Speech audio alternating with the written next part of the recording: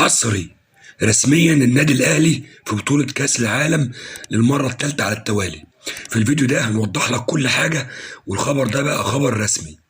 سلام الله عليكم ورحمة الله تعالى وبركاته. أهلا بكم أعزائي متابعين ومشاهدين قناة عبقري.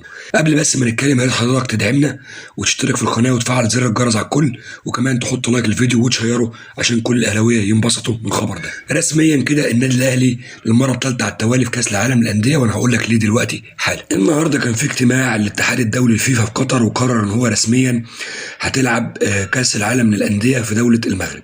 وبما إن يا جماعة دولة المغرب هي اللي هتستضيف البطولة، إذا فريق واحد بس من عندها اللي هيلعب، اللي هو الوداد، بطل الدوري بتاعها. ودي طبعا صفحه الكاف الرسميه قالت الكلام ده.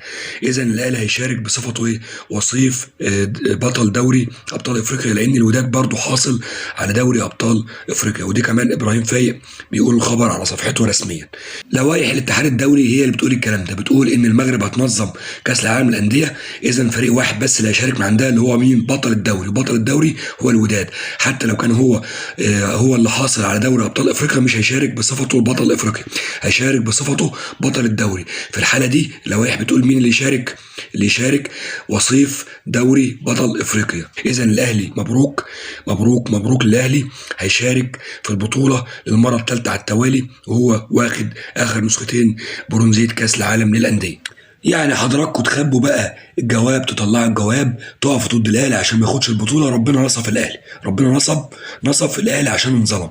لا يا مؤمن، شوف ربنا وقف مع الاهلي لحد فين. كمان الاهلي بيشارك في دوري ابطال افريقيا وهو ثالث الدوري المصري.